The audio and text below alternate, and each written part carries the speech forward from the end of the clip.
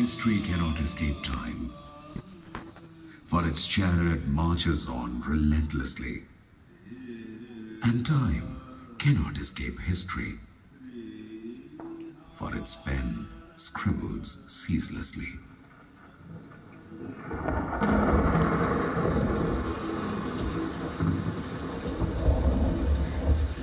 The year is 1036. As the darkness of the night thickens, the earth begins to undulate with rain.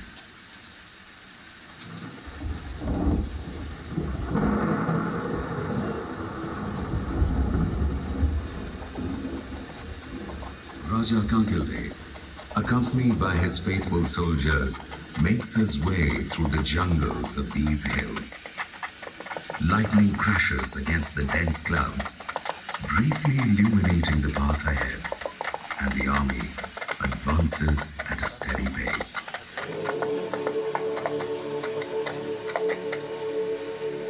Maharaj, it has become difficult to navigate through this dark, moonless night.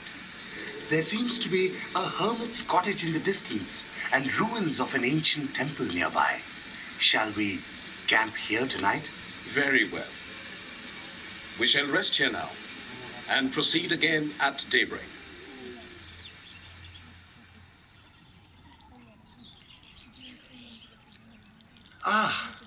We have been blessed with a scarlet sun this morning, unusually bright and affectionate. It seems like a blanket of crimson skies has descended upon us. You should consider this auspicious. We now have the blessings of our sun god, in whose name me and my ancestors are called Surya Vanshis. Yanmandalam Deeptikaram Vishalam Ratnaprabham Tibramanadi-rupam Daridra Dukkha Shayakarana Chapunatu Mam Rakshatu. Maharaj, do you not belong to the lineage of Lord Ram? Indeed, Suryavanshi Lord Ram himself is in the lineage of the sun god. I see. When his son Kush left Ayodhya, his descendants founded the city of Rohtasgarh near River Son. And as time passed, they moved to Gwalior and settled around Narwar. Those Suryavanshis were called Kachwaha. Before the establishment of Amer in Jaipur, this region was known as Dhundar, founded by Dulerai in 966 AD. He constructed the temple of Jamvai Mata in Ramgarh, and soon after, she was affirmed the goddess of the Kachwaha dynasty. Raja Kankildev is the worthy son of Dulerai. Swarup Singh Ji, we will abandon Dausa and make our new capital here, on these hills. I like this place. Besides, it's secure as well. And did you hear the greetings of the eagle overhead? What could be more auspicious than such an honorable welcome? Maharaj, this place is indeed known as the Chilka Tila, the hill abode of eagles. It belongs to the Meena tribe. No, Sarupji, no. It used to belong to them.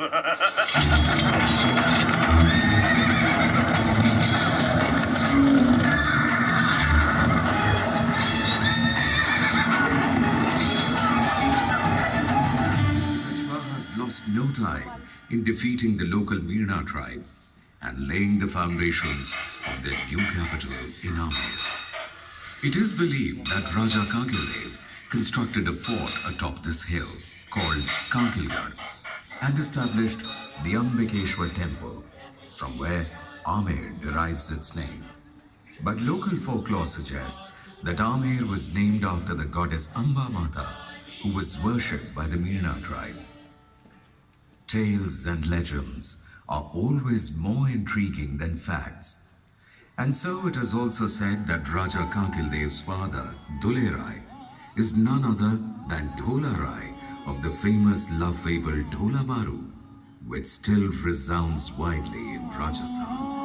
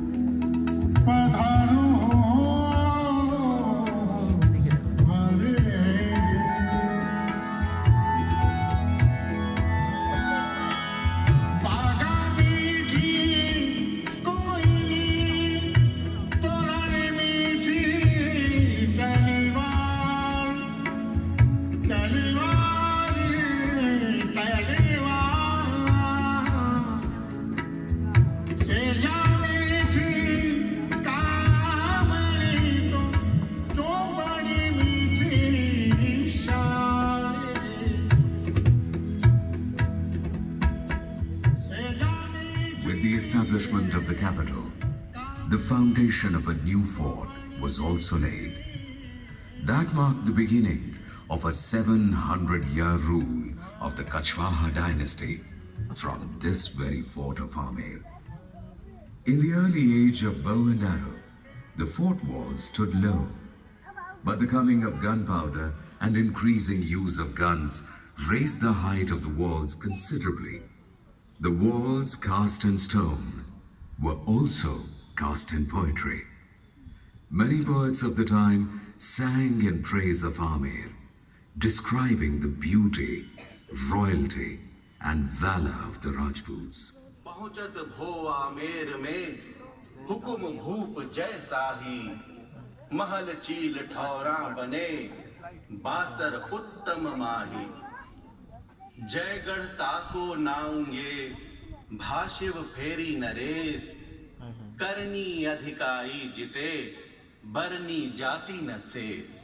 The Rajputs not only wielded the blade in the battlefield, but also walked admirably on the blade of love. तलवार से वो घायल करे, नैन से घायल हुए, तेग और भाले सब सहे, बैन से घायल हुए. With every new ruler, the fort was extended, expanded, and adorned further. The Kachwahas were not just able warriors, but efficient administrators and strategists as well, maintaining cordial relations with other rulers through diplomacy, friendship, and royal exchanges. Over the centuries, their contribution to India's flourishing riches, traditions, and culture has been significant.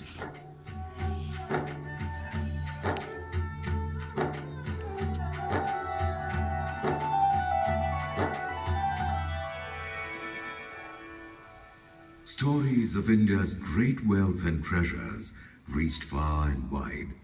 As a result, many invaders headed here to pillage and plunder the great land, marking the beginning of a new chapter in India's history. Persians, Greeks, Scythians, Huns, Turks, Mongols, Afghans, they all came to invade the country, but none could establish a base, and they soon retreated, but with caravans full of wealth. One invader followed another, Khilji, Tughlaq, Lodi. They came, they ruled, but were eventually ousted by the native rulers. Meanwhile, India stood unbeatable. Her customs, traditions, culture, digging deeper roots and grounding her even more. With the arrival of the Mughals in the 16th century, history turned a new page. India had never been so vulnerable, timorous, anxious, and yet acquiescent. In 1526, Mughal Emperor Babur met Ibrahim Lodi in the battlefield of Panipat. This fierce war was witness to an innovative facet, the use of cannons and guns by the invaders. The blasts created a complete frenzy amongst the elephants in the Lodi army, and Babur emerged victorious. This indeed was a landmark victory, after which the Mughals seemed unassailable as they advanced. Even today, if you turn and look back over your right shoulder, you will see the terror of the approaching Mughal army. As Babur led his army towards Rajasthan with rising confidence, Rana Sangha of Mewar and Prithviraj of Amer, along with many other Rajput kings, formed a common army. 17th March, 1527. The Mughal army confronted this grand multitude of Rajput soldiers in the fields of Kanga. Babur had heard many tales of the glory of the Rajput men he now faced. In the mortal danger of a defeat, he hesitated at first, but called upon his soldiers to muster courage for one final effort. for that last drop of sweat and blood, the ultimate battle, and was rewarded with the sweet smell of victory, which finally established the Mughal rule in India. King Prithviraj of Amer was married to Balabai, a greatly revered woman in Rajasthan and an ardent devotee of Lord Krishna, who was given the stature of Meera. The royal women of the Kachwaha court were highly influential and have been known to infuse religious and spiritual beliefs in many of their king husbands. During this period, foundations of numerous temples were laid in Amer, each dedicated to a different deity and built by a different ruler. Just as day fell to night, and night awoke to another beautiful dawn, eras in history came and went. In the 16th and the 17th century, India was awash with a wave of religious and spiritual sentiments. In the northern state of Punjab, one could hear the voice of Sikh Guru Nanak. गगन में थावे रव चंद दीपक बड़े तार कमंडल जनक मोती धूप माल आन लो पवन चमरो करे सकल बन राए फुलंत ज्योति कैसी आरती कैसी आरती हुई पावखंडना तेरी आरती अनहता सबद वाजंत तेरी कैसी आरती हुई पावखंडना तेरी आरती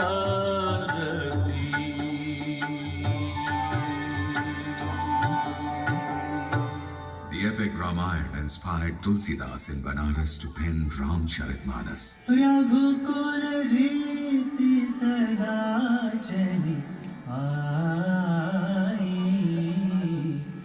प्राण जाए पर वचन न जाए.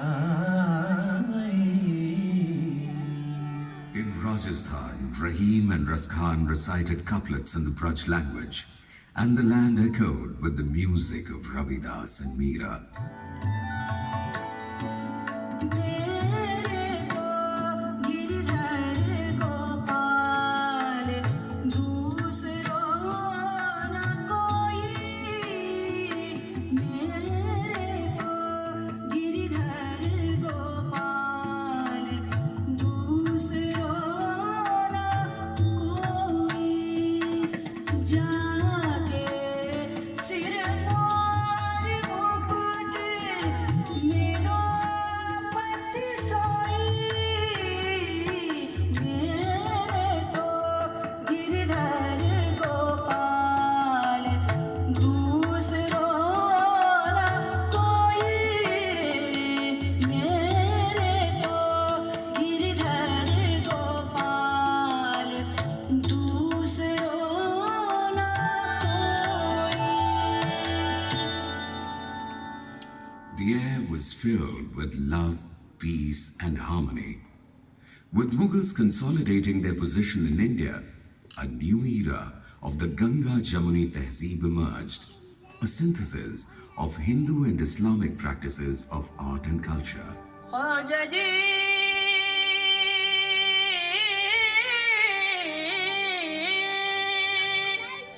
ख्वाजा जाऊं मैं तो पैवारी रे मोरी ऐसी चुनर रंग डाली ख्वाजा मोरी ऐसी चुनर रंग आहे रंग डाली मोरी ऐसी चुनर रंग ओ मैं जाऊं भाई ऐसी चुनर रंग डाली ख्वाजा जाऊं मैं तो पैवारी. When Emperor Akbar ascended the Mughal throne, he expressed his desire to form military alliances with all Rajput kings.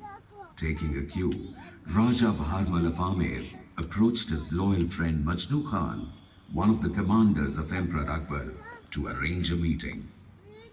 Jahapana, I take pleasure in introducing to you Raja Bharmal of Amer, chief ruler of the Kachuaha dynasty of Rajputs, known for his humility, nobility, and valor.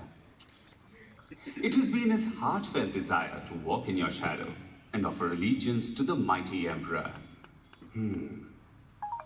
The great Emperor Babur had mentioned in his memoirs that if the desire to rule over India is to be successfully fulfilled, it stands imperative to respect and regard the traditions, culture, and sentiments of every clan, sect, or tribe of the nation without interference or intrusion. It is our desire to follow the same principles. Very well. Raja Bharmal, I am pleased to see you.